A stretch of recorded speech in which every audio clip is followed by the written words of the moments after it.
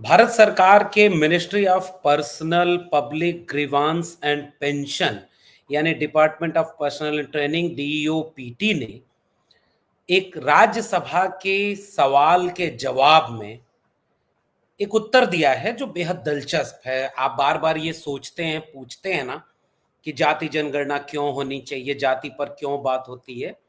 असल में तब आप शायद उस खेमे से आते हैं जिसका सबसे ज्यादा फायदा इस पूरे जाति व्यवस्था ने किया, हजारों साल से किया। जैसे पुरुष होने के फायदे कई बार पुरुषों को पता नहीं चलते हैं, लेकिन जब महिलाएं अपनी बराबरी का हक मांगती हैं तो पुरुषों को लगता है कि इसकी जरूरत क्या है, हम तो वैसे ही बराबर हैं।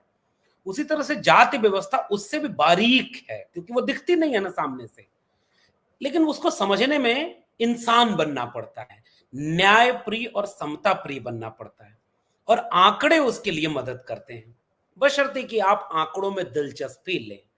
आपको ऐसे ही अगर सब कुछ डंका बजता हुआ दिख रहा है, राम राज्य आया हुआ दिख रहा है, तो शायद ये वीडियो आपके लिए नहीं है। लेकिन अगर आपके समझदारी के कोई खिड़की दरवाजे अभी भी खुले हैं, आपने सब पर ताला न जड़ दिया हो, तो ये वीडियो आपके लिए है क्योंकि इसमें आंकड़े हैं। और इस वीडियो के जरिए एक और उदाहरण देकर के हम आपको समझाने की कोशिश कर रहे हैं कि जाति व्यवस्था कैसे काम कर रही है। आजादी का अमृत महोत्सव मनाने वाले देश में जाति के नाम पर जो हजारों साल की गैर बराबरी थी, अब वो कैसे नए रूप में फिर से सामने है, और आंकड़ों के जरिए इसे हम समझने और समझाने की कोशिश कर रहे हैं कि जाति जनगणना क्यों जरूरी है, क्योंकि बिना जाति जनगणना के एक बराबरी का सबका देश नहीं बन पाएगा। और उस आंकड़े का आज का संदर्भ है राज्यसभा में एक दिया गया जवाब जो 23/3/2023 को दिया गया था। Appointments made to all India services यानी यूपीएससी देश की सर्वोच्च संस्थान, देश चलाने के लिए जो यूपीएससी रिक्रूटमेंट करती है, जिससे आईएएस, आईपीएस और तमाम ग्रेड ए और बी की नियुक्तियां होती हैं। असल में हम लोग कहावतों में सुनते हैं ना कि देश कौन चलाता है, पीएम, सीएम और डीएम। तो पीएम और सीएम तो आप वोट से चुनते हैं, लेकिन डीएम को आप नहीं चुनते। डीएम अपनी परीक्षा देकर के चलता है और ब्यूरोक्रेसी पूरे देश को चलाती है। तो आज की वीडियो में हम ये बात समझने की कोशिश करेंगे कि 2023 में राज्यसभा में सरकार ने जो जवाब दिया है उसमें कितने प्रतिशत रिजर्व कैटेगरी के यानी एससी, एसटी, ओबीसी के लोग नियुक्ति पाए हैं। क्या यह आंकड़ा संविधान के दिए हुए आरक्षण के आंकड़े को पूरा कर पाता है या अभी भी गैर बराबरी बदस्तूर जाती है। स्वागत है आपका मेरे इस सोशल मीडिया प्लेटफॉर्म पर। बहुत सारे लोगों को वीडियो के इंट्रो में जैसे ही आरक्षण शब्द आया बेचैनी बढ़ गई होगी, पेट में अलग तरह का दर्द महसूस हो रहा होगा, और ये दर्द केवल पेट में नहीं, ये दिमाग में होता है।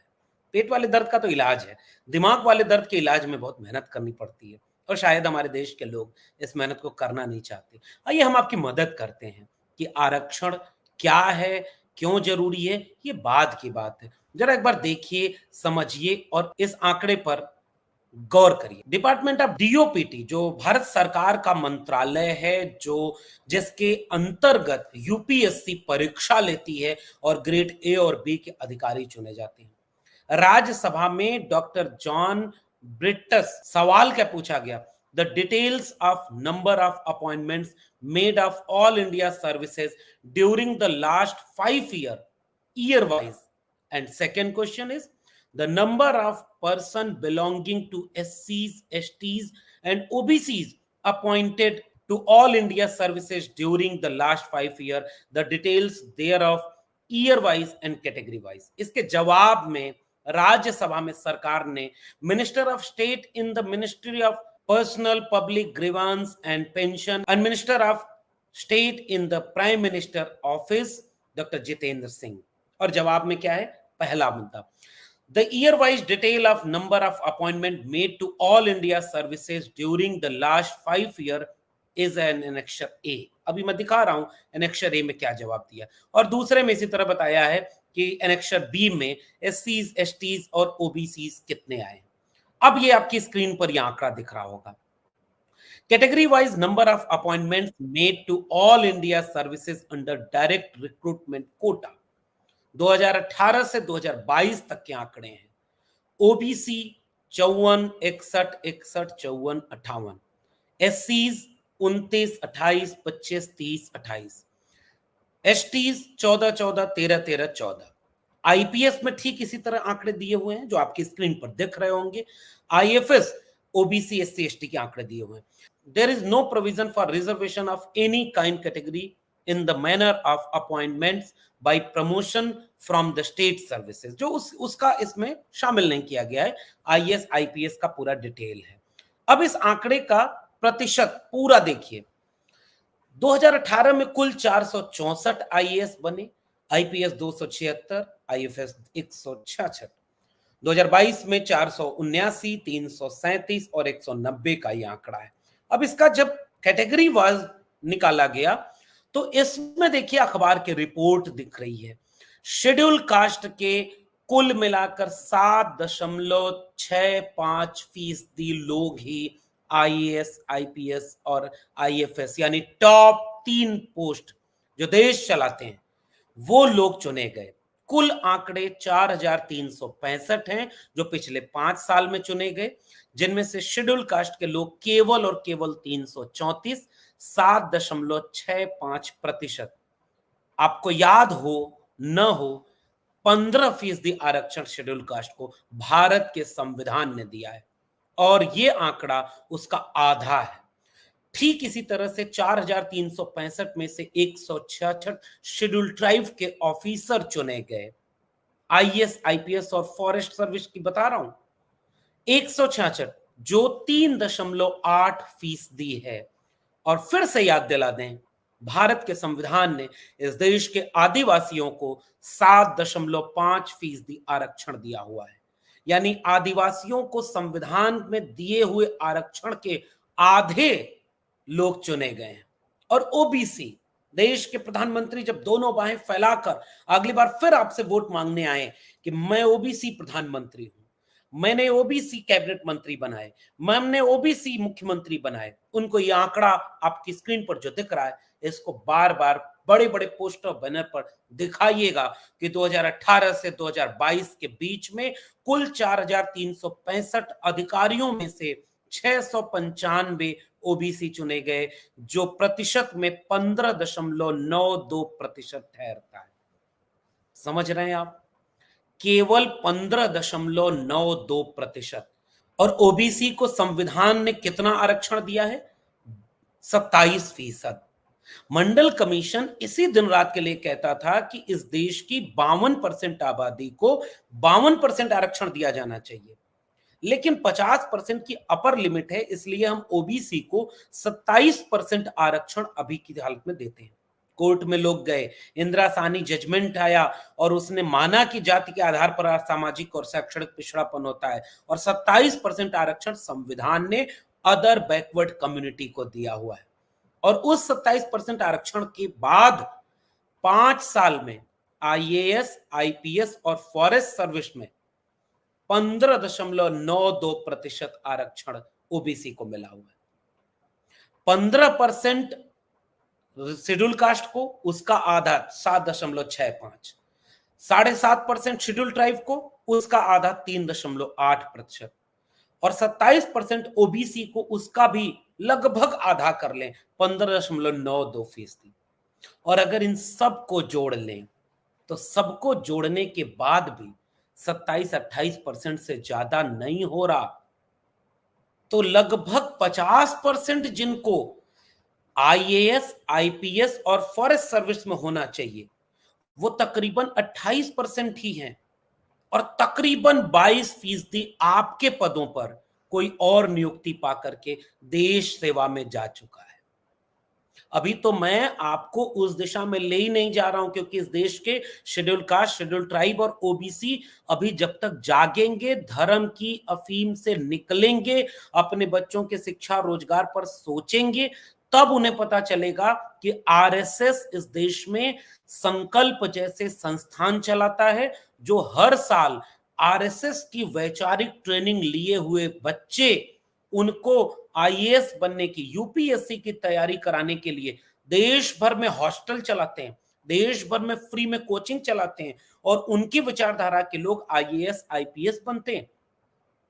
वो देश में जब सेवा करने जाते हैं तो कब वो हिंदू बन जाते हैं इसका पता भी नहीं आपको चलेगा। और असली खेल इस देश को चलाने का आईएएस आईपीएस करते हैं। जब नेताओं, विपक्षी नेताओं के लोगों को जेल में डाला जा रहा हो, जब उन पर फर्जी मुकदमे किए जा रहे हो, वोट डालने तक से रोक दिया जा रहा हो, तब आपको पता चलेगा कि डीएम और एसपी करते क्या है।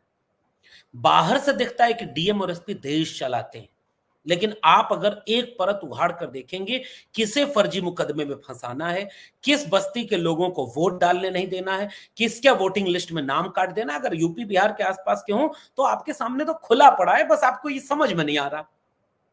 और सरकारें ये कहती हैं कि हम तुमको बड़े पद पर नियुक्ति दे देंगे, तुम्हारा प्रमोशन कर देंगे, तुम्हें अवार्ड दे देंगे, तुम्हें एक कमाई वाला जिला दे देंगे, जाओ तुम उस नेता को परेशान करो, जाओ तुम उसका घर गिरा दो, जाओ तुम उसके ऊपर फर्जी मुकदमे डाल दो। और यही डीएम और एसपी लगातार वो काम करते हैं। और जब जैसी फाइल आएगी, किस फाइल को कैसे मोल्ड कर देना है, किसके भ्रष्टाचार को जज्ब कर जाना है और किसको भ्रष्टाचारी बनाकर जेल में डाल देना है, ये सारा खेल नेताओं के पीछे बैठकर करता कौन है? यही डीएम और एसपी और यही अधिकारी।